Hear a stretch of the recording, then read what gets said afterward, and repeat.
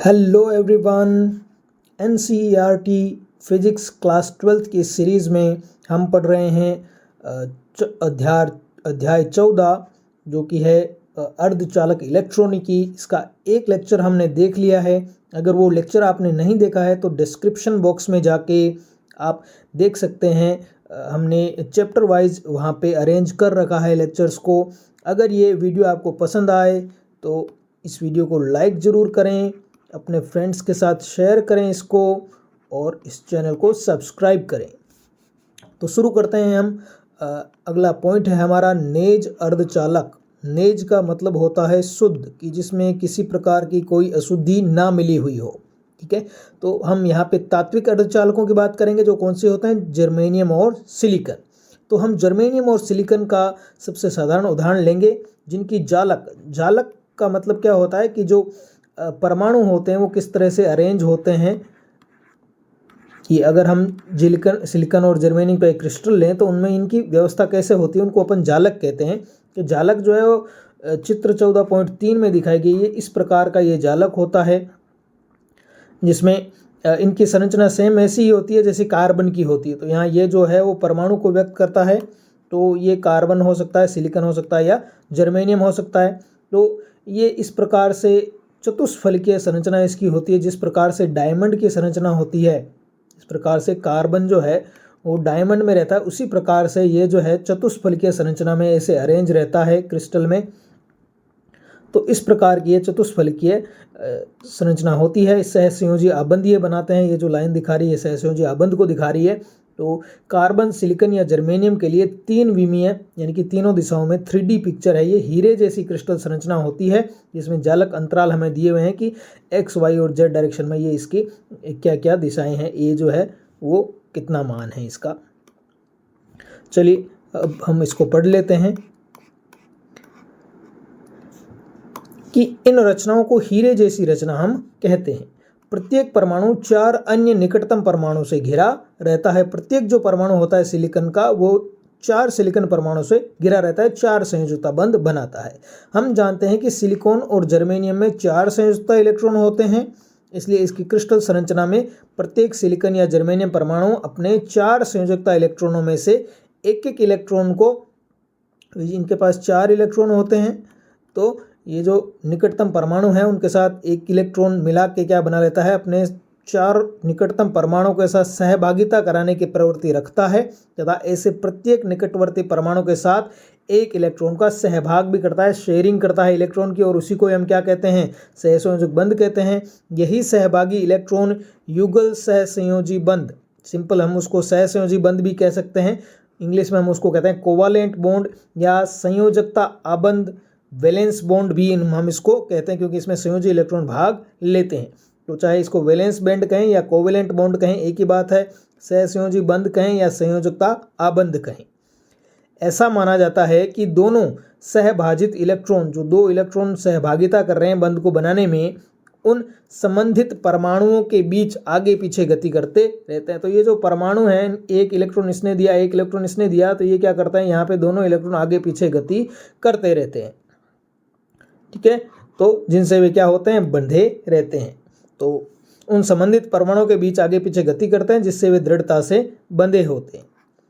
अब चित्र 14.3 देखेंगे हम। चित्र 14.3 में दिखाई गई सिलिकॉन या जर्मेनियम की संरचना का 2 विमीय निरूपण चित्र 14.4 में दिखाया गया। ये तो क्या है, 3D विरूपण है, जिसमें ऊंचाई या गहराई कह सकते हैं उसका भी आभास होता है। लेकिन अगर हम इसको पेपर में बनाना चाहें, 2D में इसकी संरचना अगर हम देखनी चाहें, तो हम इस प्रकार से सरल रूप में इसको समझा सकते हैं। जहाँ पे ये परमाणु है, +4 का मतलब है कि इसकी 4 संयोजकता है, 4 इलेक्ट्रॉन इसने बंधों के लिए दिए हैं।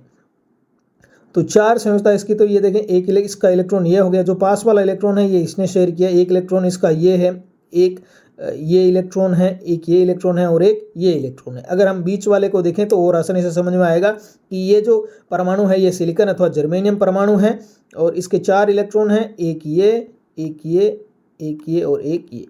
दूसरे इसके पास के जो 4 परमाणु हैं उन्होंने भी अपना एक इलेक्ट्रॉन इसको योगदान दिया है, और इन दोनों परमाणु के इलेक्ट्रॉन जो है एक एक मिलने से ये जो डैश डैश वाली लाइन है ये किसको दिखाती है, सहसंयोजी बंध को दिखाती है, और ये जो पॉइंट है ये किसको दिखाते हैं, बंधित इलेक्ट्रॉन को दिखाते हैं। इस प्रकार से हर एक जो परमाणु है सिलिकॉन अथवा जर्मेनियम अपने आसपास के 4 जो परमाणु हैं उनसे क्या बनाता है, बंध बनाता है। ये हमने 2D में इसकी संरचना इस प्रकार से देख ली है।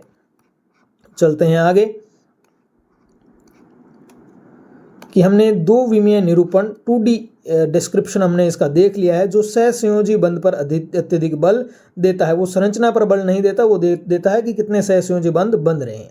तो 14.4 एक आदर्श चित्रण है जिसमें बंध टूटे नहीं है, सभी बंध क्या हैं, बने हुए हैं, यानी कि वो शेयरिंग में ही है। इलेक्ट्रॉन जो है दोनों परमाणुओं के बीच में बंधे हुए हैं। ऐसी स्थिति निम्न ताप पर ही बनती है, क्योंकि निम्न ताप पर जो होता है वो इलेक्ट्रॉन इतने ज़्यादा ऊर्जा नहीं मिलती ताकि वो ऊर्जा ग्रहण करके बंध से अलग हो जाएं। तो ऐसी स्थिति निम्न ताप पर बनती है। जैसे जैसे ताप बढ़ता है, जैसे जैसे ताप बढ़ेगा, इन इलेक्ट्रॉनों को उसमें ऊर्जा प्राप्त होने लगेगी, जिनसे इनमें से कुछ इलेक्ट्रॉन टूटकर अलग हो जाते हैं और मुक्त इलेक्ट्रॉन बनकर चालन में योगदान देते हैं। अगर बंध से कोई इलेक्ट्रॉन टूट गया तो वो क्या करेगा, मुक्त हो जाएगा। वो अब पूरे क्रिस्टल में कहीं भी घूम सकता है, तो वो क्या करेगा, मुक्त इलेक्ट्रॉन कहलाएगा। और अगर विद्युत क्षेत्र लगाएंगे तो वो चालन में योगदान देगा।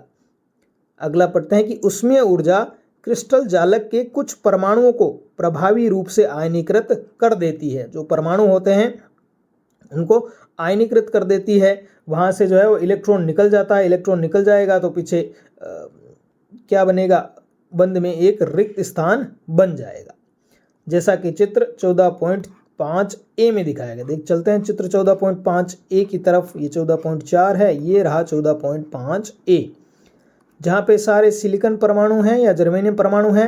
वहाँ क्या हुआ कि इलेक्ट्रॉन जो है वो एक इलेक्ट्रॉन यहाँ से निकल गया। जब उसको उष्मा दी तो उसमें ऊर्जा के कारण एक इलेक्ट्रॉन यहाँ से निकल गया, इस बंध को तोड़ के वो निकल गया। तो यहाँ पे क्या बच गया, एक जो रिक्त स्थान बची, जो इलेक्ट्रॉन की रिक्ति थी, उसको हमने क्या कहा है, होल कहा है। तो होल क्या होता है, इलेक्ट्रॉन रिक्ति होती है कि जिस स्थान से इलेक्ट्रॉन निकला है, मुक्त हुआ है, उसको हम कहते हैं क्या, इलेक्ट्रॉन रिक्ति।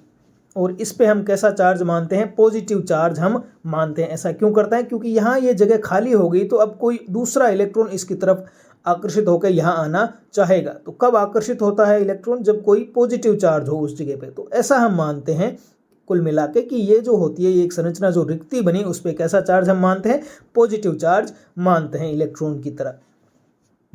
तो क्योंकि इलेक्ट्रॉन जाएगा तो वैसे तो आता चार्ज कहाँ पे आता है, वो परमाणु पे आता है, लेकिन हम यहाँ मानते हैं कि इसके आसपास यहाँ पे क्या बन गया है, होल बन गया है। भाई ये आकर्षित कर रहा है, तो जैसे आसपास कोई गेंद होगी, उसके पास कुछ होल होगा तो वो उसमें गिरेगी, उसकी तरफ आकर्षित होगी। तो इस प्रकार की एक सोच रख के ऐसा माना गया कि जैसे इलेक्ट्रॉन निकलेगा, यहाँ पे क्या बनता है, एक होल बनता है। उस पर कैसा चार्ज मानते हैं, पॉजिटिव चार्ज मानते हैं, जिसपे आसपास का इलेक्ट्रॉन आके गिरना चाहेगा, उस बंध को पूरा करना चाहेगा। तो ये एक सिंपल सी बात में कहें तो जब उसमें ऊर्जा मिलती है तो इलेक्ट्रॉन बंध में से मुक्त होता है, और वहाँ पे जो रिक्ति बनती है उसको हम होल कहते हैं, जिसपे इक्वल और अपोजिट चार्ज होता है इलेक्ट्रॉन के चार्ज का।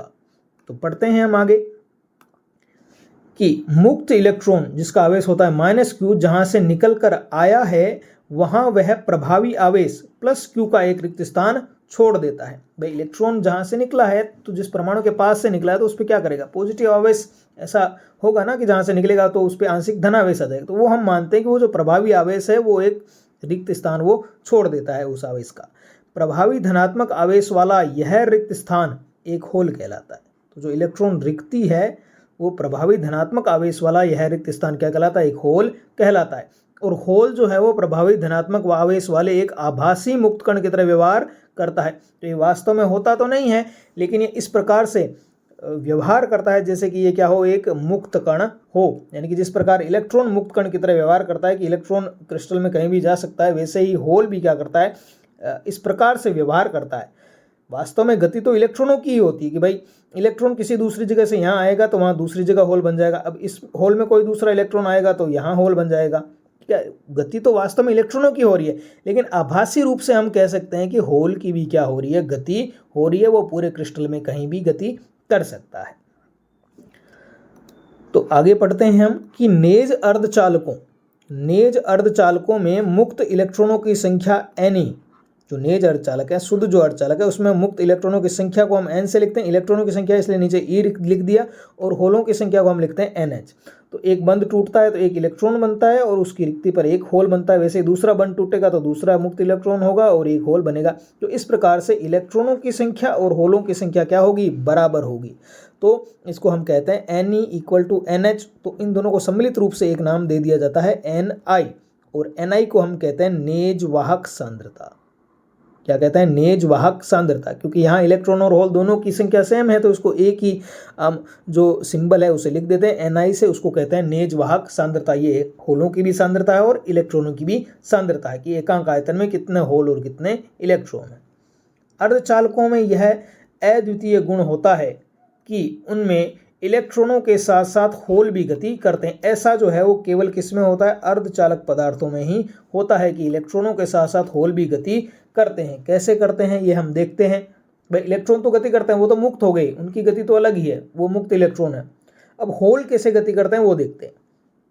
तो चित्र जो है वो 14.5a हम देखेंगे कि उसमें कैसा है कि यहाँ जैसे ये होल बना, ठीक है, तो अब इस होल के कारण क्या होगा, यहाँ पे कोई अगर इलेक्ट्रॉन है तो वो इस होल की ओर आकर्षित होगा, क्योंकि इस पे कैसा चार्ज है, प्लस चार्ज है, तो वो इस होल की तरफ वहाँ पे आना चाहेगा। तो जैसे ही ये इलेक्ट्रॉन यहाँ से यहाँ आएगा तो यहाँ पे क्या बन जाएगा, एक होल रिक्ति बन जाएगी। तो इलेक्ट्रॉन कहाँ गए, इलेक्ट्रॉन तो यहाँ से यहाँ गया, लेकिन होल क्या हुआ, यहाँ से यहाँ आ गया। तो इस प्रकार ये इलेक्ट्रॉन और जो मुक्त इलेक्ट्रॉन है उनकी गति अलग है, देखिए, ठीक है। मुक्त इलेक्ट्रॉन तो कहीं भी जा सकता है क्रिस्टल में, कहीं भी, लेकिन ये इलेक्ट्रॉन कहाँ जा सकता है, केवल जहाँ पे होल है वहीं पे जा सकता है। तो एक प्रकार से जिधर इलेक्ट्रॉन गया उसके विपरीत दिशा में होल गया। तो इलेक्ट्रॉन और होल की जो है वो गति अलग अलग है। तो वास्तव में तो गति कौन कर रहा है, वास्तव में गति इलेक्ट्रॉन ही कर रहा है, लेकिन आभासी रूप से हम ऐसा कह सकते हैं कि होल भी गति कर रहा है ये जो बंधे हुए इलेक्ट्रॉन है इनके विपरीत दिशा में। तो अब हम पढ़ लेते हैं कि बुक में क्या लिखा है। देखें कि होलों की गति को चित्र में दिखाए ढंग से दृष्टिगत किया जाता है। नीचे वाले बाईं ओर के सहसंयोजी बंध स्थान 2 से एक रिक्त स्थान 1 में कूदकर जा सकता है। तो जो 2 था वहां से इलेक्ट्रॉन कहाँ जाएगा, 1 में चला जाएगा, जो हमने देखा था चित्र में। इस प्रकार ऐसी एक कूद के बाद होल स्थान 2 पर आ गया। भाई 2 वाला इलेक्ट्रॉन 1 पे गया तो होल कहाँ पे आ गया, 2 पे आ गया, तथा स्थान 1 में क्या आ गया, इलेक्ट्रॉन आ गया। इसलिए आभासी रूप में तो होल स्थान 1 से स्थान 2 पर चला गया। वास्तव में तो ऐसा कुछ होता नहीं, लेकिन हम कह सकते हैं कि जो धनात्मक आवेश है वो 1 से 2 तक चला गया। ध्यान दीजिए कि जो इलेक्ट्रॉन प्रारंभ में मुक्त हुआ था, जो मुक्त हुआ था, जो अंतराकाश में चला गया था इस जगह, यानी कि जो अब क्रिस्टल में कहीं भी घूम सकता है, वह होल की गति की इस क्रिया में सम्मिलित नहीं है। उसका इस होल की गति से कुछ लेना देना नहीं है। इस होल की गति में कौन से इलेक्ट्रॉन शामिल हो रहे हैं, जो बंधित इलेक्ट्रॉन हैं वो शामिल हो रहे हैं। मुक्त इलेक्ट्रॉन का इससे कोई लेना देना नहीं है। मुक्त इलेक्ट्रॉन पूर्णतः स्वतंत्रता पूर्वक चालन इलेक्ट्रॉन के रूप में गति करता है और एक विद्युत क्षेत्र लगाने पर एक इलेक्ट्रॉन धारा IE देता है। I मतलब विद्युत धारा के लिए लिखते हैं, E क्या है, क्योंकि यह मुक्त इलेक्ट्रॉन के कारण है। तो स्मरण रहे कि जब कभी क्रिस्टल में कहीं भी एक अपूरित बंध होगा, अपूरित बंध का मतलब जो पूरा नहीं हो, तब बंधित इलेक्ट्रॉनों की वास्तविक गति होगी। तो अपूरित बंध होगा तो जो बंधित इलेक्ट्रॉन है, यानी कि दूसरे बंध में जो बंधित इलेक्ट्रॉन है वही जाके उस रिक्ति की तरफ जाएगा। अपूरित जो बंध होगा वहां पे वो बंधित इलेक्ट्रॉन जाता है, मुक्त इलेक्ट्रॉन कभी नहीं जाता है। तो तब बंधित इलेक्ट्रॉन की वास्तविक गति होगी। वास्तविक गति तो किसकी होगी, जो पास के बंध का इलेक्ट्रॉन है उसकी होगी। और उसका वर्णन करने के लिए हम होलों की गति केवल एक सहज उपाय है, क्योंकि अगर दोनों ही इलेक्ट्रॉनों की गति से व्यक्त करेंगे तो थोड़ा कंफ्यूजिंग हो जाएगा। है तो दोनों ही इलेक्ट्रॉन गति कर रहे हैं, लेकिन एक क्या है, मुक्त इलेक्ट्रॉन है, और दूसरा क्या है, बंधित इलेक्ट्रॉन है। ठीक है, तो इसलिए हमने इस इलेक्ट्रॉन, जो बंधित इलेक्ट्रॉन है, जो एक जगह से दूसरी जगह रिक्ति में जा रहे हैं, उनकी गति को व्यक्त करने के लिए हमने एक नया कंसेप्ट बनाया, किसका, होल का। ठीक है, तो किसी वास्तविक क्रिस्टल में विद्युत क्षेत्र की क्रिया के फलस्वरूप यह होल ऋणात्मक विभव की ओर गति करते हैं। अब होल पर हम क्या मानते हैं, प्लस चिन्ह मानते हैं, तो ये किधर गति करेंगे, ऋणात्मक विभव की ओर गति करेंगे। इस प्रकार एक होल से क्या धारा मिलती है, IH धारा मिलती है। H जहां होल के लिए होता है। तो उष्मा से उत्पन्न चालन इलेक्ट्रॉनों के कारण, अगर उष्मा हुई तो चालन इलेक्ट्रॉन उत्पन्न होंगे और साथ ही क्या उत्पन्न होंगे, होल उत्पन्न होंगे। तो चालन इलेक्ट्रॉनों के कारण धारा होती है IE और होल धारा होती है IH, तो इनका योग संपूर्ण धारा I होती है। तो अर्धचालकों में ना केवल मुक्त इलेक्ट्रॉनों के कारण धारा होती है वरन होलों के कारण भी धारा होती है, जिसको हम IH कहते हैं, और कुल धारा जो है वो इन दोनों के योग के बराबर होती है। यहाँ ध्यान देने योग्य बात यह है कि चालन इलेक्ट्रॉनों तथा होलों के उत्पन्न होने के साथ साथ पुनः संयोजन का प्रक्रम होता रहता है। तो यहाँ हम देख ही चुके हैं कि जैसे चालन इलेक्ट्रॉन बना, जो चालन इलेक्ट्रॉन निकला, और तो वहाँ क्या बने, इलेक्ट्रॉन और होल भी बने, लेकिन क्या होता है पास वाला इलेक्ट्रॉन जो है वो वापस होल किसी दूसरे होल में जा भी रहा है। तो इस प्रकार इलेक्ट्रॉन और होलों का क्या हो रहा है, पुनः संयोजन भी हो रहा है, जिससे इलेक्ट्रॉन होल के साथ पुनः संयोजित होते हैं। तो साम्यावस्था जब होती है, यानी कि संतुलन की जब अवस्था होती है, तो आवेश वाहकों के उत्पन्न होने की दर उनके पुनः संयोजन की दर के बराबर होती है। इस पुनः संयोजन के कारण इलेक्ट्रॉनों का होलों से संघट्ट करना है कि जब अगर इलेक्ट्रॉन, ये जो इलेक्ट्रॉन है वो अगर होल से संघट्ट कर ले, यानी कि मुक्त इलेक्ट्रॉन अगर होल से संघट्ट कर ले, तो इनका क्या होता है, पुनः संयोजन भी हो जाता है। ठीक है, पुनः संयोजन होना अलग बात है, पुनः संयोजन में मुक्त इलेक्ट्रॉन काम में आता है, लेकिन होलों की गति में जो है वो कौन से इलेक्ट्रॉन काम आते हैं, ये बंधित इलेक्ट्रॉन काम आते हैं। तो दोनों प्रोसेस अलग अलग है। तो ये चीज हमने देख ली। चलते हैं आगे। अब हम इसको बेंड सिद्धांत के आधार पर समझने की कोशिश करते हैं। देखें, दो प्रकार के बेंड हैं, एक ये संयोजकता बेंड है और ये चालन बेंड है। संयोजकता बेंड जो है वो पूर्ण रूप से क्या है, भरा हुआ है। एक जो ऊर्जा स्तर है उसमें 2 इलेक्ट्रॉन ऐसे भरे हुए हैं। ये कैसी स्थिति होती है, ये T बराबर 0 की स्थिति होती है, जिसमें इलेक्ट्रॉनों के पास कुछ ज़्यादा ऊर्जा होती नहीं है ताकि वो इसको पार करके चालन बेंड में जा सके। परंतु जैसे ही हमने तापमान बढ़ाना शुरू किया, तो ये जो यहाँ के इलेक्ट्रॉन हैं जिनकी ऊर्जा कुछ अधिक है, वो क्या होता है, उनको इतनी पर्याप्त ऊर्जा मिल जाती है कि वो इस अंतर को पार करके कहाँ चले जाएं, चालन बेंड में चले जाएं। तो जैसे ही यहाँ के इलेक्ट्रॉन चालन बेंड में गए, यहाँ क्या उत्पन्न हो जाएगा, होल उत्पन्न हो जाएगा, जो कि संयोजकता बेंड में गति करने के लिए स्वतंत्र है। अगर आप विद्युत क्षेत्र लगाते हो तो अगर आपने बाह्य विद्युत क्षेत्र लगाया तो चालन बेंड में तो इलेक्ट्रॉन गति करेंगे, अगर आपने ऐसे बाह्य विद्युत क्षेत्र लगाया तो चालन इलेक्ट्रॉन ऐसे गति करेंगे और होल विद्युत क्षेत्र की दिशा में ही गति करेंगे। तो चालन इलेक्ट्रॉन तो चालन बेंड में ऊर्जा जो है वो धारा के लिए उत्तरदायी होते हैं, और जो ये होते हैं होल जो होते हैं वो संयोजकता बेंड में जो है वो धारा के लिए उत्तरदायी होते हैं। तो अब इसको हम पढ़ लेते हैं बच्चों, कि चित्र में दर्शाए अनुसार T बराबर 0 पर कोई नेज अर्धचालक किसी विद्युत रोधी की भांति व्यवहार ही करता है। T बराबर 0 है तो ये क्या होगा, एक विद्युत रोधी की तरह व्यवहार होगा, क्योंकि यहाँ पे चालन बेंड में कोई इलेक्ट्रॉन नहीं है और वैलेंस बेंड में कोई होल नहीं है, संयोजी बेंड में कोई होल नहीं है। तो यह तापीय ऊर्जा ही है जिसके कारण उच्च तापों T>0 केल्विन पर कुछ इलेक्ट्रॉन उत्तेजित होकर संयोजी बेंड से कहाँ चले जाते हैं, चालन बेंड में चले जाते हैं। T>0 केल्विन पर तापीय उत्तेजित इलेक्ट्रॉन चालन बेंड में आंशिक रूप से स्थान ग्रहण कर लेते हैं। तो जब T>0 होगा तो ये जो तापीय उत्तेजित इलेक्ट्रॉन है ये कहाँ चले जाएंगे, चालन बेंड में चले जाते हैं। इसलिए किसी नेज अर्धचालक का ऊर्जा बेंड आरेख चित्र 14.6b में दर्शाए अनुसार होता है। इसमें कुछ इलेक्ट्रॉन चालन बेंड में दर्शाए गए हैं, ये यहाँ पर संयोजी बेंड से आए हैं तथा समान संख्या में वहाँ होल छोड़ कर आए। तो संयोजी बेंड में तो होल छोड़ दिए और चालन बेंड में क्या चले गए, इलेक्ट्रॉन चले गए। तो ये जो उदाहरण है इनको हम एक दूसरे वीडियो में देखेंगे। अब आगे अगला टॉपिक हम देखते हैं, अपद्रव्यी अर्धचालक। अपद्रव्यी का मतलब होता है अशुद्धि। तो अगर अर्धचालकों में हम अशुद्धि मिला दें, शुद्ध जर्मेनियम और सिलिकॉन के जो परमाणु हैं उनमें से कुछ परमाणुओं को हटाकर उसकी जगह दूसरे परमाणु अगर हम ले आएँ, कुछ अशुद्धि ले आएँ, तो इस प्रकार के अर्धचालक को हम कहते हैं अपद्रव्यी अर्धचालक। देखें, किसी नेज अर्धचालक की चालकता उसके ताप पर निर्भर करती है। ताप ज़्यादा होगा तो बंध ज़्यादा टूटेंगे और इलेक्ट्रॉन और होल ज़्यादा बनेंगे। तो यानी कि जैसे जैसे ताप बढ़ेगा, ये जो अर्धचालक हैं इनकी चालकता भी क्या होगी, बढ़ेगी। परंतु कक्ष ताप पर अगर हम तापमान नहीं बढ़ा रहे हैं, कक्ष ताप पर अगर रख रहे हैं, तो इनकी चालकता बहुत ही कम होती, क्योंकि कक्ष का जो ताप होता है उस पर इतने ज़्यादा इलेक्ट्रॉन जो है, इलेक्ट्रॉन होल बंद टूटते नहीं हैं, जो बंद है वो टूटते नहीं है और इलेक्ट्रॉन होल इतने ज़्यादा मिलते नहीं हैं। इसी रूप में कोई भी महत्वपूर्ण इलेक्ट्रॉनिक युक्ति उन अर्धचालकों द्वारा विकसित नहीं की जा सकती। तो अगर हमें तो क्या काम में लेना है, इंस्ट्रूमेंट जो होते हैं वो कमरे के ताप पे काम में लेने हैं। तो अगर हमें इतने आवेशवाहक ही नहीं मिल रहे तो फिर इनका उपयोग क्या रह जाएगा। तो अतः इनकी चालकता में सुधार करना आवश्यक होता है। यह उन अर्धचालकों में अशुद्धियों का उपयोग करके किया। देखें अशुद्धियाँ भी कितनी इंपॉर्टेंट हो गई है ना। जनरली हम तो मानते हैं अशुद्ध है मतलब खराब है, लेकिन इस फील्ड में क्या है, अशुद्ध है मतलब अच्छा है। जब किसी शुद्ध अर्धचालक में कोई उपयुक्त अशुद्धि अत्यल्प मात्रा में, कोई शुद्ध अर्धचालक है उसमें हम क्या मिला रहे हैं, अशुद्धि मिला रहे हैं, लेकिन वो बहुत कम मिला रहे हैं। ऐसा नहीं कि सारी अशुद्धि मिला दो आप, तो फिर तो वो उसका बेसिक कैरेक्टर ही चेंज हो जाएगा। तो कैसी मिलाते हैं कि कुछ भाग प्रति मिलियन, ppm पार्ट्स पर मिलियन, यानी कि अगर आप 10 की पावर 6 जो है वो शुद्ध परमाणु ले रहे हो तो उसमें आप एक अशुद्धि परमाणु डालो। समझ में, ppm का मतलब अगर 10 की पावर 6 यानी कि 10 लाख अगर आपके पास शुद्ध परमाणु है तो उनमें आप एक परमाणु की अशुद्धि मिला सकते हैं।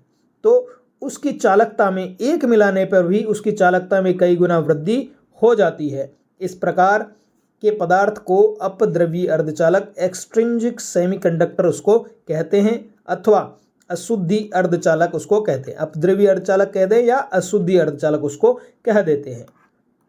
इम्प्योरिटी सेमीकंडक्टर, एक्सट्रिंसिक सेमीकंडक्टर या फिर इम्प्योरिटी सेमीकंडक्टर। जो वांछित अशुद्धि है, ऐसा नहीं कि कुछ भी अशुद्धि मिला दो, इसका एक जो है वो हम आगे पढ़ेंगे किस प्रकार की अशुद्धि मिलाएंगे। तो वांछित अशुद्धि को सावधानी पूर्वक मिश्रित करना मादन या अपमिश्रण कहलाता है। अगर हम अशुद्धि मिला रहे हैं तो उसको सावधानी पूर्वक मिश्रित करने को हम क्या कहते हैं, मादन कहते हैं। एक तो हिंदी का शब्द है मादन, दूसरा है अपमिश्रण, और इंग्लिश में इसको कहते हैं डोपिंग। तो कई बार डोपिंग शब्द भी हिंदी में हम लिख सकते हैं। तथा अशुद्धि जो परमाणु होता है, जिस परमाणु को हम मिला रहे हैं उसको हम कहते हैं डोपेंट। क्या कहते हैं, डोपेंट या फिर अपमिश्रक। ठीक है, वो प्रोसेस तो अपमिश्रण कहलाता है, और जिसको मिला रहे हैं हम, मिश्रित कर रहे हैं, उसको हम कहते हैं अपमिश्रक।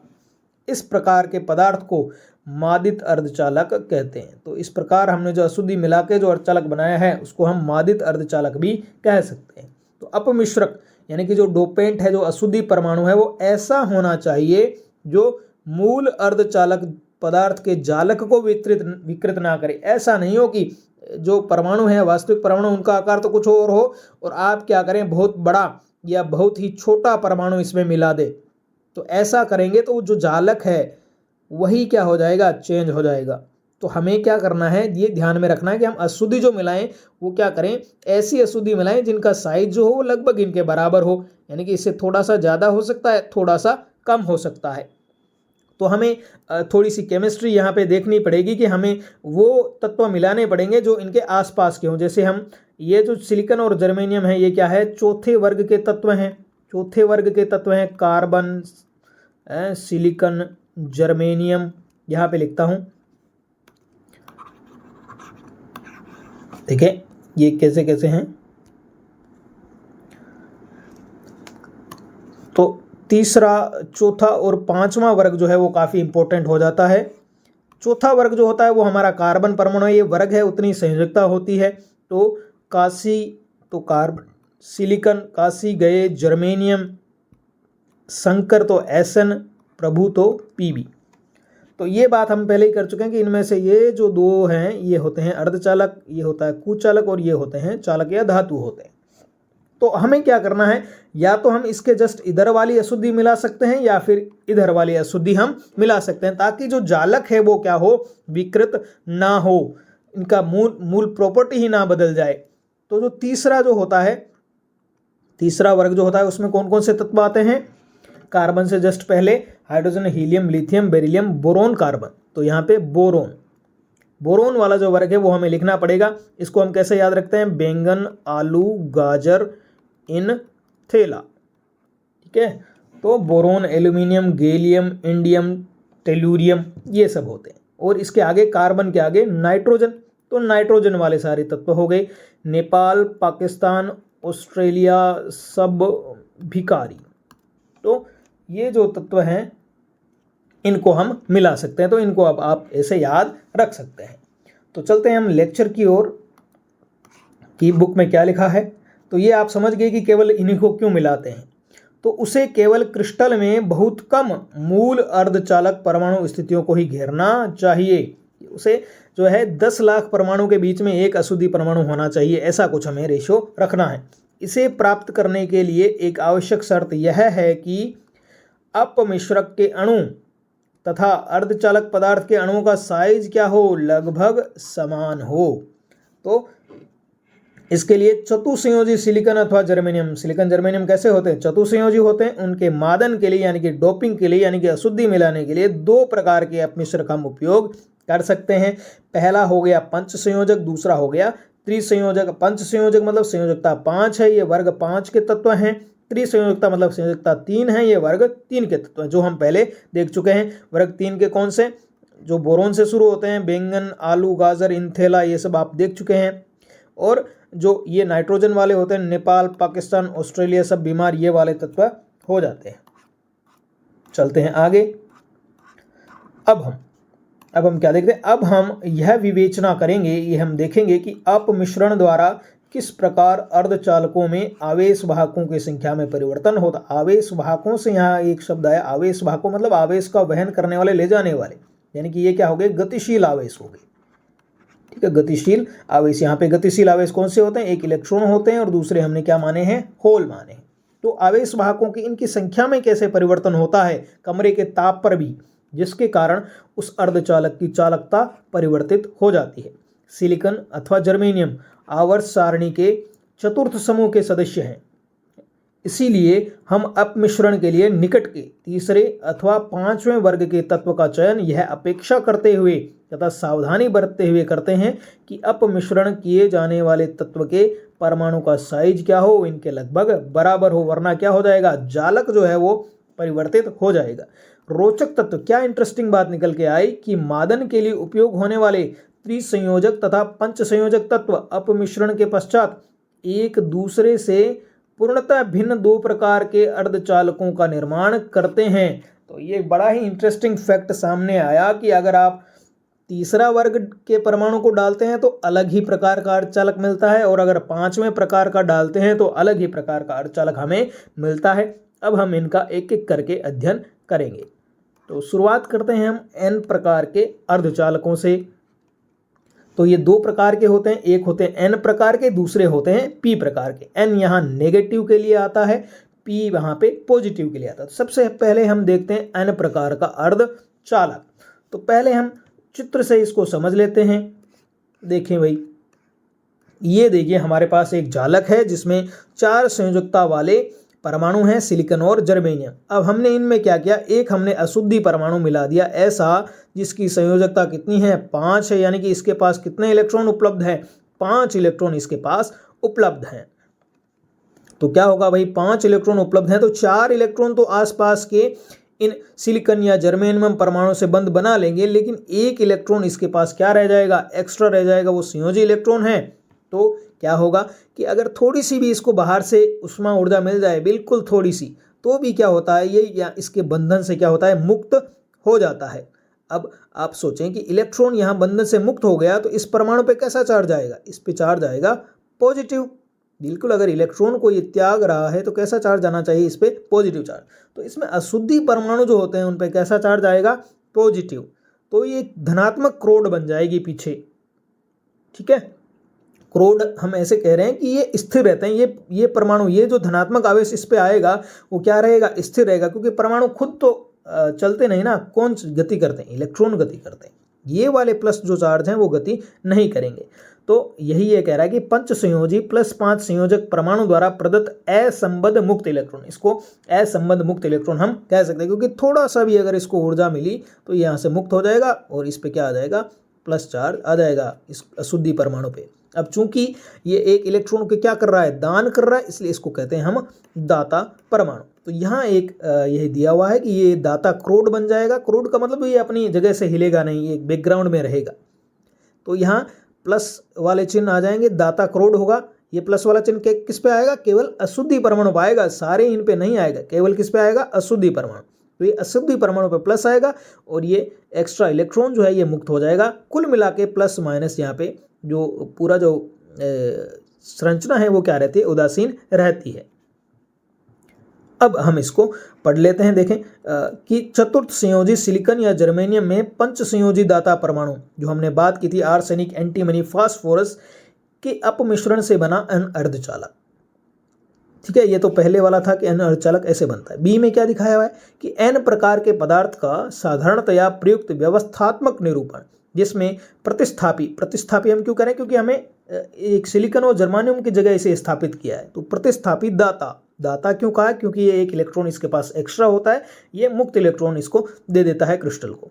कि स्थिर क्रोड क्या है, स्थिर है, को केवल एक अतिरिक्त प्रभावी धनात्मक आवेश कैसा आ जाता है, अतिरिक्त प्रभावी धनात्मक आवेश आ जाता है और इससे संबंधित इलेक्ट्रॉन के साथ इसको दर्शाया गया कि एक एक्स्ट्रा इलेक्ट्रॉन है इसका, तो अगर ये इलेक्ट्रॉन मुक्त हो जाता है तो इस पर कैसा चार्ज आएगा, पॉजिटिव चार्ज आएगा। अब इसको हम पढ़ लेते हैं। ये मान लीजिए कि हम सिलिकॉन या जर्मेनियम संयोजकता 4 को एक पंच संयोजकता 5 तत्व से अपमिश्रित करें, जैसा कि चित्र में दिखाया गया है। जब +5 संयोजकता वाला तत्व सिलिकॉन के एक परमाणु को प्रतिस्थापित करके अपना स्थान ग्रहण करता है तो इसके इलेक्ट्रॉनों में से 5 होते हैं टोटल, जो 4 हैं वो निकटवर्ती 4 सिलिकॉन परमाणुओं से बंध बना लेते हैं, जबकि 5वां इलेक्ट्रॉन जनक परमाणु से दुर्बल बंध, बिल्कुल एकदम दुर्बल बंध द्वारा जुड़ा रहता है, क्योंकि संयोजी परमाणु है वो, संयोजी इलेक्ट्रॉन है वो। ऐसा इसलिए कि 5वें इलेक्ट्रॉन के लिए बंध में भाग लेने वाले जो 5वां इलेक्ट्रॉन है उसके लिए बंध लेने के एक इलेक्ट्रॉन तो चाहिए ना, तो 5वें इलेक्ट्रॉन के लिए बंध में भाग लेने वाले चारों इलेक्ट्रॉन परमाणु के प्रभावी क्रोड के भाग हैं, क्योंकि चारों इलेक्ट्रॉन तो क्या हैं, जुड़े हुए हैं, वो बंध से जुड़ गए, लेकिन इसके पास 5वें के पास जुड़ने के लिए कोई इलेक्ट्रॉन है ही नहीं, तो ये क्रोड से उतना प्रबल रूप से जुड़ा हुआ नहीं है। इसके परिणाम स्वरूप इस इलेक्ट्रॉन को मुक्त करने के लिए आवश्यक आयनन ऊर्जा बहुत ही क्या होगी, कम होगी, बिल्कुल कम ऊर्जा। और सामान्य कक्ष ताप पर, जो कमरे का ताप है उस पर यह अर्धचालक के जालक में मुक्त गति करने के लिए मुक्त होता है। तो जो सामान्य कमरे का ताप है 27 डिग्री सेंटीग्रेड, उस पर भी इसको इतनी ऊर्जा मिल जाती है कि ये पूरे जो जालक है, पूरा जो क्रिस्टल है सिलिकॉन या जर्मेनियम का, उसमें गति करने के लिए मुक्त होता है। उदाहरण के लिए इस इलेक्ट्रॉन को परमाणु से मुक्त करने के लिए जर्मेनियम में कितनी ऊर्जा चाहिए, 0.01 इलेक्ट्रॉन वोल्ट, बहुत कम। ठीक है, कितनी ऊर्जा, बैंड गैप हमने क्या देखा, लगभग 1 इलेक्ट्रॉन वोल्ट होता है, इसका भी 100 गुना कम है। ये देखें तो कितनी कम ऊर्जा चाहिए, तो जर्मेनियम में तो 0.01 इलेक्ट्रॉन वोल्ट चाहिए और सिलिकॉन में 0.05 इलेक्ट्रॉन वोल्ट चाहिए, तो बहुत कम ऊर्जा चाहिए। इसके विपरीत किसी नेज अर्धचालक में कक्ष ताप पर किसी इलेक्ट्रॉन को वर्जित बैंड से स्थानांतरण के लिए, जो अगर उसको चालन बैंड से संयोजकता बैंड से चालन बैंड में जाना है, तो जो वर्जित ऊर्जा अंतराल होता है 0.72 होता है, तो बहुत ज़्यादा है इससे, है ना। तो यानी कि ये जो इलेक्ट्रॉन है वो बहुत कम ऊर्जा से बंधा हुआ है। तो जो वर्जित ऊर्जा अंतराल जर्मेनियम में होता है वो तो 0.7 होता है और सिलिकॉन में 1.1 होता है। तो वर्जित ऊर्जा अंतराल की तुलना में तो ये ऊर्जा बहुत ही कम है। इस प्रकार पंच संयोजक अपमिश्रण विद्युत चालन के लिए एक अतिरिक्त इलेक्ट्रॉन प्रदान करता है। तो भाई कमरे के ताप पर ये इलेक्ट्रॉन तो मुक्त हो जाएगा आसानी से, तो अपने को तो एक एक्स्ट्रा इलेक्ट्रॉन ऐसे ही मिल गया कमरे के ताप पर ही, ज़्यादा तापमान बढ़ाने की जरूरत नहीं। इसलिए इसे हम कहते हैं दाता अशुद्धि या दाता परमाणु, डोनर इम्प्योरिटी हम कहते हैं, क्योंकि ये भाई बड़ा दानी है, इसने इलेक्ट्रॉन दान कर दिए जो हमें चाहिए थे। फिर अपमिश्रक परमाणु यानी कि अशुद्धि परमाणु द्वारा विद्युत चालन के लिए उपलब्ध कराए गए इलेक्ट्रॉनों की संख्या प्रबल रूप से अपमिश्रण पर निर्भर करते हैं कि कितने इलेक्ट्रॉन मिलेंगे। वो तो आप कैसा अपमिश्रण कर रहे हो, बहुत ज़्यादा डोपिंग कर रहे हो तो वो ज़्यादा इलेक्ट्रॉन मिलेंगे, कम डोपिंग कर रहे हो आप आपको जिस प्रकार की युक्ति चाहिए उस प्रकार से डोपिंग की जाती है। तो यह आसपास के ताप पर निर्भर नहीं करती। भाई ये तो कमरे के ताप पर ही बेचारे मिल रहे हैं, इनको ज़्यादा ताप की जरूरत नहीं है, तो आसपास कितना ही ताप हो इनको क्या फर्क पड़ेगा, ये तो मुक्त हो जाएंगे। इसके विपरीत सिलिकॉन परमाणु द्वारा उत्पन्न मुक्त इलेक्ट्रॉनों की संख्या, जो सिलिकॉन शुद्ध सिलिकॉन थे उनकी संख्या किस पे निर्भर कर रही है, समान संख्या में होलों के साथ में ताप के साथ बहुत कम वृद्धि होती है। तो ये इलेक्ट्रॉन तो बहुत जल्दी मिल जाते हैं बहुत सारे, अगर आपने डोपिंग ज़्यादा की है तो ये इलेक्ट्रॉन मिल जाएंगे, लेकिन ये जो दूसरे जो इलेक्ट्रॉन जो बंध में बंधे हुए हैं उनको अगर ताप में आप वृद्धि करोगे तभी ये आपको मिलेंगे।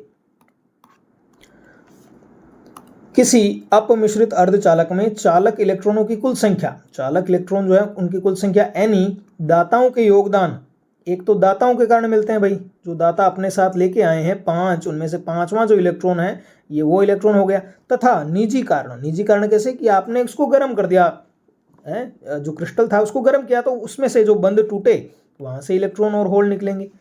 तो इनसे उत्पन्न इलेक्ट्रॉनों के कारण तथा होलों की कुल संख्या केवल किसके कारण मिलती है, निजी स्रोतों के कारण ही मिलती है। ठीक है। तो इलेक्ट्रॉन तो दो कारणों से मिल रहे हैं, एक तो दाताओं के योगदान के कारण, दूसरा उष्मा के कारण, जबकि होल केवल किसके कारण मिल रहे हैं, उष्मा के कारण ही। तो ज़्यादा कौन से हुए भाई, ज़्यादा तो क्या हो गए, इलेक्ट्रॉन ज़्यादा हो गए होल की तुलना में। तो परंतु होलों के पुनः संयोजन की दर में वृद्धि इलेक्ट्रॉनों की संख्या में वृद्धि के कारण हो जाती है। तो दूसरा क्या हो जाता है कि इलेक्ट्रॉन होलों का पुनः संयोजन भी होगा तो होलों की संख्या में तो दोनों में कमी हो रही है, इसके परिणाम स्वरूप होलों की संख्या में और कमी हो जाती है। इस प्रकार अपमिश्रण के उचित स्तर से चालक इलेक्ट्रॉनों की संख्या में होलों की संख्या की तुलना में वृद्धि की जा सकती है। तो इलेक्ट्रॉनों की संख्या में हम बहुत ज़्यादा वृद्धि कर सकते हैं अपमिश्रण द्वारा।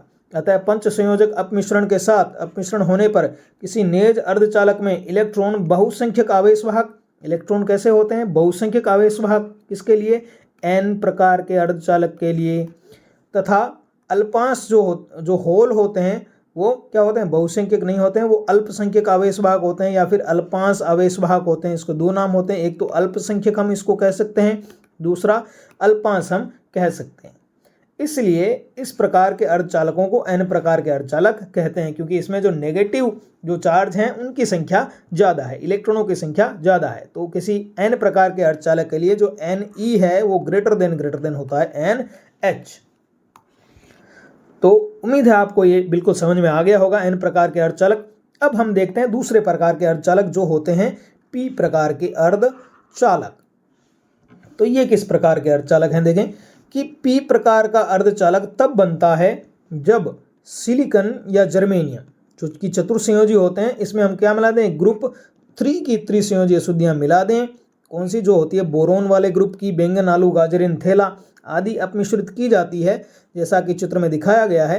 तो पहले हम चित्र ही देख लेते हैं भाई, चित्र से समझ लेते हैं। देखें ये हमारे पास चित्र है, देखो यहाँ पे क्या होगा कि ये तो सारे कौन से हैं, सिलिकॉन या जर्मेनियम परमाणु। यहाँ हमने एक अशुद्धि परमाणु मिला दिया, 10 लाख में हम एक अशुद्धि परमाणु ऐसा कुछ मिलाते हैं। तो अब इसकी संयोजकता 3 है, यानी कि इसके पास संयोजकता इलेक्ट्रॉन कितने, 3 है। एक ये रहा, एक इसके पास वाला ये रहा, एक ये रहा। तो ये 3 इलेक्ट्रॉन ही हैं इसके पास। तो ये 3 तो क्या बना लेंगे, एक ने इसके साथ बंध बना लिया, एक ने इसके साथ बंध बना लिया, एक ने इसके साथ बंध बना लिया। अब यहाँ चौथा परमाणु यहाँ पे रह रहा है, किसका, सिलिकॉन या जर्मेनियम का। उसके पास अपना एक इलेक्ट्रॉन तो है, लेकिन सामने वाले ये जो भाई साहब हैं इनके पास इलेक्ट्रॉन नहीं है। तो यहाँ हम क्या मान सकते हैं कि यहाँ एक रिक्ति है। क्या है, रिक्ति है जो जिसमें पास वाला इलेक्ट्रॉन आ सकता है। ठीक है, तो यहाँ हम रिक्ति है तो हम इसको कहते हैं कि यहाँ पे क्या है, एक होल है। ठीक है, एक होल है। तो अगर यहाँ एक होल होता है तो इसके पास वाला इलेक्ट्रॉन इसकी तरफ क्या होता है, आकर्षित होता है। ये इलेक्ट्रॉन यहाँ आएगा। अब यहाँ देखें, ये जो परमाणु है ये इसके 3 इलेक्ट्रॉन इसके पास पूरे थे, संयोजकता इसकी 3 थी। तो अब ये क्या कर रहा है, एक इलेक्ट्रॉन यहाँ एक्स्ट्रा आ रहा है। तो आप ये बताएं कि इसको हम क्या कहें, इसको तो ये तो दे रहा है या ले रहा है, ये तो ले रहा है भाई, तो इसको हम कहेंगे ग्राही परमाणु। और चूंकि ये एक इलेक्ट्रॉन ले रहा है इसलिए इस पर कैसा चार्ज आएगा, नेगेटिव चार्ज आएगा। तो जहाँ इलेक्ट्रॉन ज़्यादा होते हैं वहाँ क्रोड पे पॉजिटिव चार्ज होता है, और जहाँ पे होल ज़्यादा होते हैं वहाँ क्रोड पे नेगेटिव चार्ज होता है। तो यही बात यहाँ पे हो गई। तो यहाँ पे हमें क्या मिल रहे हैं, होल ज़्यादा मिल रहे हैं। अब यहाँ पे ऐसे इसको दर्शाया गया है कि इसको हम कहते हैं ग्राही कोड, जिस पे माइनस चार्ज होता है, और होल होता है जिस पे पॉजिटिव चार्ज होता है। कुल मिला के ये जो संरचना है वो कैसी होती है, उदासीन, -+0। चलें अब इसको पढ़ लेते हैं हम एक एक लाइन। देखें भाई, अपमिश्रक में सिलिकॉन या जर्मेनियम की अपेक्षा एक बाहरी इलेक्ट्रॉन कम होता है, क्योंकि इसकी संयोजकता 3 है। इसलिए यह परमाणु 3 ओर से तो सिलिकॉन परमाणु से बंध सकता है, लेकिन चौथी ओर बंध बनाने के लिए आवश्यक इलेक्ट्रॉन उपलब्ध न होने के कारण चौथा बंध बनाने में सफल नहीं हो पाता। अतः त्रिसंयोजक परमाणु तथा चौथे निकटस्थ परमाणु के बीच बंध में एक रिक्ति अथवा होल बन जाता है। एक तो त्रिसंयोजी अशुद्धि परमाणु और जो चौथा निकटतम परमाणु होता है उसके बीच में उसके पास तो एक ही इलेक्ट्रॉन है, तो वहां क्या हो जाती है, एक रिक्ति या होल हो जाता है, जिसे चित्र में दर्शाया गया। क्योंकि जालक में पड़ोसी सिलिकॉन परमाणु होल के स्थान पर क्या चाहता है, एक इलेक्ट्रॉन चाहता है, क्योंकि उसको तो बंद बनाना है भाई, सिलिकॉन को तो क्या करना है, बंद बनाना है, तो वो तो चाहता है। इसलिए क्या होता है, निकट के परमाणु के बाह्य कक्षक का कोई इलेक्ट्रॉन इस रिक्ति को भरने के लिए उड़ान भर सकता है, तो दूसरा पास वाला इलेक्ट्रॉन क्या करता है कि वहां पे आना चाहेगा, जिससे उसके स्थान पर अब जहां से इलेक्ट्रॉन आया वहां पे क्या बन जाएगा, एक होल बन जाएगा, और यही होल चालन के लिए उपलब्ध रहता है। तो इस प्रकार से होल इस प्रकार से गति कर सकता है कि जहां से इलेक्ट्रॉन उसमें कूदेगा होल में, वहां ही दूसरा इलेक्ट्रॉन बन जाएगा। ध्यान देने योग्य बात यह है कि त्रिसंयोजी विजातीय परमाणु पड़ोसी सिलिकॉन परमाणु के साथ इलेक्ट्रॉन की साझेदारी करके प्रभावतः ऋणात्मक आवेशित हो जाए, क्योंकि भाई वहां इलेक्ट्रॉन आया है ना, उसकी संयोजकता तो 3 ही थी, उसके पास 3 की कैपेसिटी थी, बंद बना सकता था। अब एक एक्स्ट्रा इलेक्ट्रॉन उसके पास आ रहा है, तो इस पर तो कैसा चार्ज आना चाहिए, नेगेटिव आना चाहिए। तो यह इलेक्ट्रॉन की साझेदारी करके प्रभावतः ऋणात्मक आवेशित हो जाता है तथा इसके सभी संयोजी बंध पूरे हो जाते हैं। इसलिए साधारण भाषा में प्राय पी प्रकार के अपमिश्रक परमाणु को अपने संबंध होल के साथ एक ऋणात्मक आवेश का क्रोड कहा जाता है। तो जो पी प्रकार का पदार्थ होता है, जो अपमिश्रक परमाणु होता है, उसको कैसे दिखाते हैं, एक उसके पास होल होता है और खुद पर क्या होता है, ऋणात्मक आवेश होता है, तो उसको ऋणात्मक आवेश के क्रोड के साथ एक होल के रूप में दर्शाया जाता है। यह स्पष्ट है कि एक ग्राही परमाणु, अब ये इलेक्ट्रॉन ग्रहण कर रहा है, तो एक ग्राही परमाणु कितने होल देगा, एक होल देगा, तो जितने ज़्यादा ग्राही परमाणु होंगे उतने ज़्यादा होल हो जाएंगे। यह होल नेज जनित होलों के अतिरिक्त है। नेज जनित का मतलब जो उष्मा के कारण उत्पन्न हो रहे हैं उनके ये क्या है, उनकी तो ये अतिरिक्त है, ये तो एक्स्ट्रा है जो ग्राही परमाणु से मिले।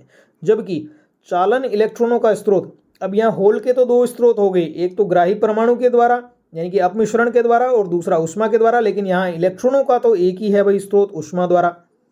तो इस प्रकार ऐसे पदार्थ के लिए होल बहुसंख्यक और इलेक्ट्रॉन अल्पसंख्यक वाहक होते हैं। इसलिए त्रिसंयोजी अशुद्धि से अपमिश्रित नेज अर्धचालक पी प्रकार के अर्धचालक कहलाते हैं, क्योंकि जो पॉजिटिव चार्ज वाले होल होते हैं उनकी सांद्रता या संख्या ज़्यादा होती है।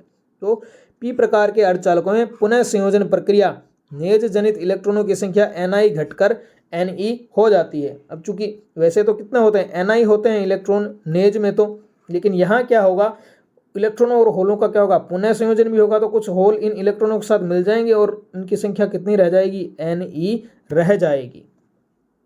अतः पी प्रकार के अर्धचालकों के लिए NH > Ne, ठीक है।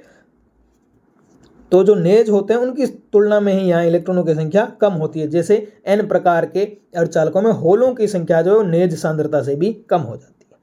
तो ये बात होगी। तो पी प्रकार के अर्धचालकों में कौन से ज़्यादा होते हैं, होल ज़्यादा होते हैं, और N प्रकार के अर्धचालकों में इलेक्ट्रॉन ज़्यादा होते हैं। अब अगली बात देख लेते हैं कि ध्यान देने योग्य बात यह है कि क्रिस्टल का एक समग्र ऋणात्मक उदासीनता बनाए रखता है। तो क्रिस्टल जो होता है वो पूरा कुल मिला के वो उदासीन है, क्योंकि अतिरिक्त आवेश वाहकों पर आवेश की मात्रा जालक में आयनीकृत कोडों पर आवेश की मात्रा के समान है। तो अतिरिक्त क्या हुआ, जैसे पी प्रकार में अतिरिक्त क्या है, होल हैं, और जैसे 4 होल हैं तो 4 ही वहाँ पे क्या होंगे, अशुद्धि परमाणु होंगे, जिन पे कैसा चार्ज होगा, माइनस चार्ज होगा। तो कुल मिला के जो पूरा जो क्रिस्टल है वो तो क्या रहता है, उदासीन रहता है। ये इंपॉर्टेंट बात है। आगे चलते हैं कि अपद्रवी अर्धचालकों में यानी कि अशुद्धि अर्धचालकों में बहुसंख्यक धारावाहकों की प्रचुरता के कारण, बहुसंख्यक धारावाहक ज़्यादा होते हैं के कारण तापन द्वारा उत्पन्न अल्पांश वाहकों के लिए बहुसंख्यक वाहकों के से मिलने के अवसर अधिक अवसर हो जाते हैं। देखें, जो बहुसंख्यक आवेश वाहक होते हैं वो बहुत ज़्यादा होते हैं, ठीक है। जैसे हम N प्रकार के में बात करें तो इलेक्ट्रॉन बहुत ज़्यादा होंगे और होल क्या होंगे, कम मात्रा में होंगे। तो इस प्रकार ये जो क्या होते हैं, तो जो प्रचुरता के कारण तापन द्वारा उत्पन्न अल्पांश वाहकों के लिए, तो ये जो अल्पांश वाहक हैं इनको तो आसपास इलेक्ट्रॉन इलेक्ट्रॉन दिखेंगे भाई। तो जब ज़्यादा इलेक्ट्रॉन है, इनको इलेक्ट्रॉन इलेक्ट्रॉन दिखेंगे तो इनके जो है वो मिलने के अवसर अधिक बढ़ जाते हैं, यानी कि ये पुनः संयोजन के अवसर इनके अधिक बन जाते हैं, तो इनकी संख्या और कम हो जाती है और इस प्रकार वे नष्ट हो जाते हैं। इसलिए अपमिश्रक एक प्रकार के अधिक धारावाहकों को मिलाने से जो बहुसंख्यक वाहक बन जाते हैं, अप्रत्यक्ष रूप से अल्पांश वाहकों की नेज सांद्रता को घटाने में सहायता करते हैं।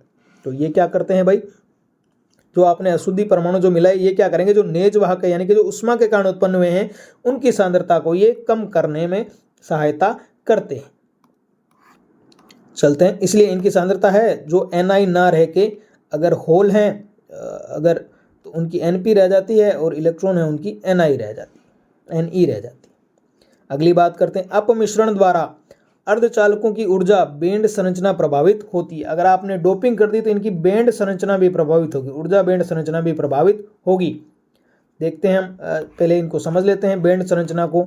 यहाँ देखें भाई, ये जो पहला चित्र है इसमें हमें क्या दिखाया गया है कि एक ताप जनित इलेक्ट्रॉन युग्म तथा दाता परमाणु के 9 इलेक्ट्रॉन। अब आप देखें ये क्या है, n प्रकार के अर्धचालकों के लिए बैंड आरेख है। n प्रकार के अर्धचालकों में क्या होता है, एक इलेक्ट्रॉन एक्स्ट्रा होता है, तो उस परमाणु को हम क्या कहते हैं, दाता परमाणु कहते हैं, और उस पर कैसा चार्ज आता है, पॉजिटिव चार्ज आता है। तो ये दाता परमाणु है। देखिए दाता परमाणु का ये जो 5वां इलेक्ट्रॉन है वो बहुत ही कम ऊर्जा से बंधा हुआ है, तो थोड़ी सी ऊर्जा देते ही वो कहाँ चला जाएगा, चालन बैंड में चला जाएगा। तो इसका मतलब ये चालन बैंड की ऊर्जा होगी, इसके जस्ट पास में ही क्या होना चाहिए, अशुद्धि परमाणु का ऊर्जा स्तर होना चाहिए, ताकि थोड़ी सी ऊर्जा इसको मिल जाए तो भी ये कहाँ चला जाए, चालन बैंड में चला जाए।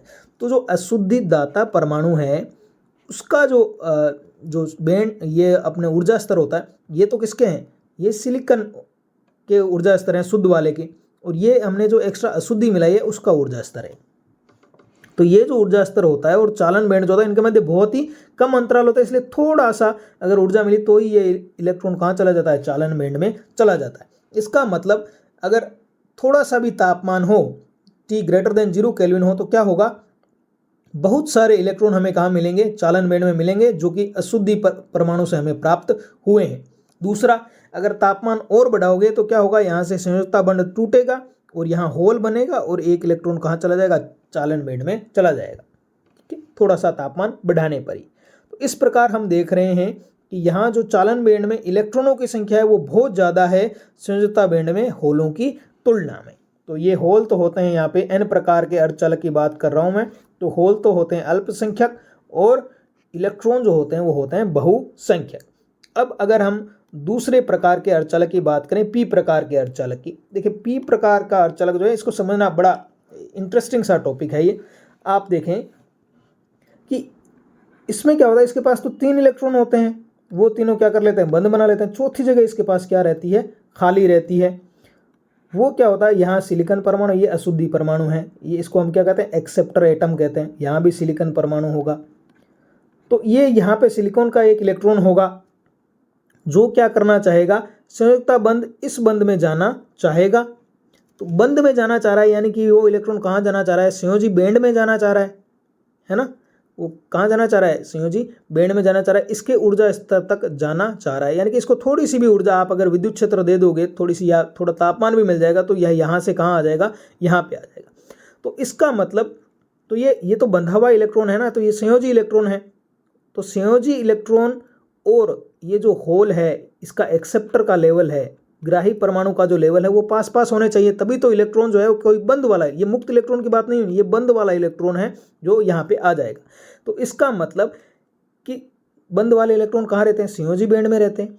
तो ये जो ग्राही परमाणु है उसका स्तर संयोजकता बैंड के ठीक नज़दीक होना चाहिए, ताकि ये जो बंधा हुआ इलेक्ट्रॉन है ये कहाँ पहुँच जाए, यहाँ पहुँच जाए। तो यानी कि जैसे ही यहाँ जैसे कोई इलेक्ट्रॉन है तो ये बंधा हुआ इलेक्ट्रॉन कहाँ पहुँच जाएगा, यहाँ पहुँच जाएगा, और जैसे ये यहाँ पहुँचेगा, यानी कि ये इसने इस बंध को कंप्लीट कर लिया, तो जैसे ही यहाँ पहुँचेगा तो यहाँ क्या आ जाएगा, अपने पास होल आ जाएगा।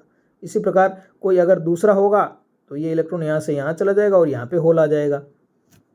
दूसरे शब्दों में, इसको दूसरे शब्दों में हम ऐसा भी कह सकते हैं, एक तो हम कहेंगे कि इलेक्ट्रॉन यहाँ से यहाँ गया, दूसरा हम ऐसे भी कह सकते हैं कि भाई इस एक्सेप्टर के पास क्या थे, होल थे बहुत सारे। ठीक है, तो जैसे ही इसको थोड़ी सी भी ऊर्जा मिली, ये होल कहाँ आ गए, संयोजकता बैंड में आ गए। अब देखिए कितना इंटरेस्टिंग बात है कि इलेक्ट्रॉन को तो जब ऊर्जा मिलती है तो वो कहाँ जाता है, ऊपर जाता है, और होल को जब ऊर्जा मिलती है तो वो कहाँ आता है, नीचे आता है। कितनी गजब की बात। तो ये मतलब एक नज़रिया है कि हमें इलेक्ट्रॉन के उल्टा चलना है होल को। ठीक है, क्योंकि जहाँ से इलेक्ट्रॉन निकलेगा वहाँ होल बनेगा। ठीक है, तो मेरे हिसाब से आपको ये समझ में आ गई होगी। तो दो तरह से हम इसकी व्याख्या कर सकते हैं कि एक तो हम कह सकते हैं कि जो इलेक्ट्रॉन जो हैं वो कहाँ चले गए, ग्राही परमाणु के पास चले गए, तो यहाँ पे क्या बन गया, होल बन गया। ठीक है, तो एक तो हम इलेक्ट्रॉन के रूप में कह सकते हैं इलेक्ट्रॉन यहाँ से यहाँ चला गया। दूसरा हम कह सकते हैं कि ग्राही परमाणु के पास क्या थे, होल थे, जो थोड़ी सी ऊर्जा मिलते ही कहाँ चले गए, नीचे चले गए संयोजकता बैंड में।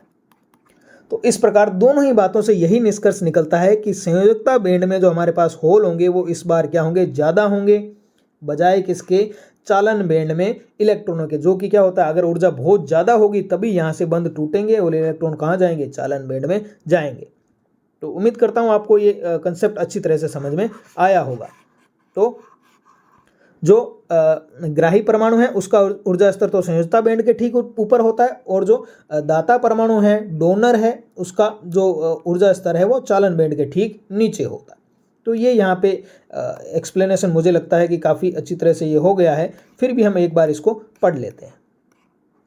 देखें भाई कि बाह्य अर्धचालकों के प्रकरण में दाता अशुद्धियों के कारण अतिरिक्त ऊर्जा ईडी, ऊर्जा अवस्था ईडी, तो ये एक एक्स्ट्रा ऊर्जा अवस्था मिल गई भाई। किसके कारण है ये ऊर्जा अवस्था ईडी? डोनर के कारण है, दाता अशुद्धियों के कारण है। तथा ग्राही अशुद्धियों के कारण अतिरिक्त ऊर्जा स्तर कौन सा होता है? ईए होता है। देखिए दाता को हम कहते हैं डोनर और ग्राही को हम कहते हैं एक्सेप्टर, इसलिए इसको लिखा है ईडी, इसको लिखा है ईए। तो एन प्रकार के सिलिकॉन अर्धचालकों के ऊर्जा बैंड आरेख में अभी हम किसकी बात कर रहे हैं? एन प्रकार की बात कर रहे हैं। तो दाता ऊर्जा स्तर ईडी जो होता है वो चालन बैंड की तली इसी से कुछ नीचे होता है। तो ये जो चालन बैंड है उसके जस्ट ठीक नीचे क्या होगा? ईडी होगा। तो इसी के ठीक नीचे क्या होगा? ईडी होगा, ताकि जो एक्स्ट्रा इलेक्ट्रॉन है इस डोनर के पास, दाता के पास, वो तुरंत ही क्या पहुंच जाए? चालन बैंड में पहुंच जाए। तथा इस स्तर से कुछ इलेक्ट्रॉन बहुत कम ऊर्जा की आपूर्ति होने पर चालन बैंड में प्रवेश कर जाते हैं।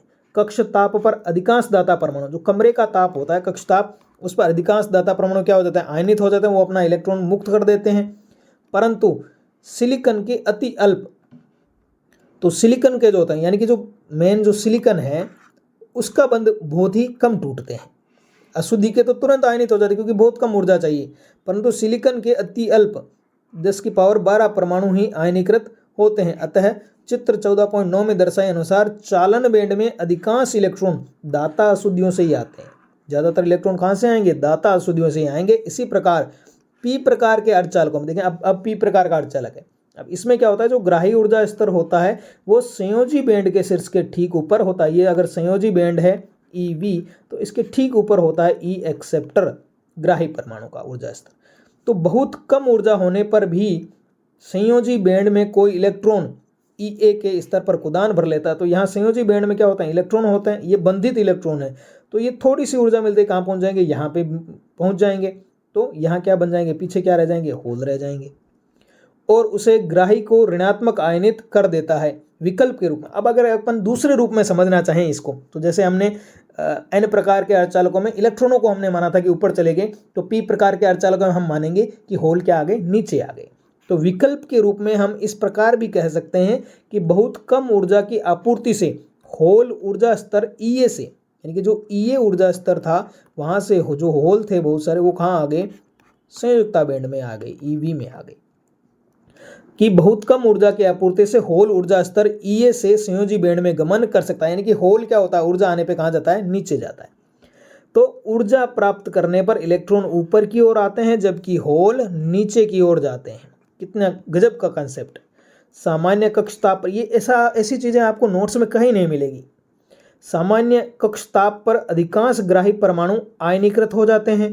तो सामान्य ताप पर क्या होगा? ग्राही परमाणु एक्सेप्टर जितने भी है वो क्या हो जाएंगे? आयनीकृत हो जाएंगे, क्योंकि बहुत कम ऊर्जा अंतराल है।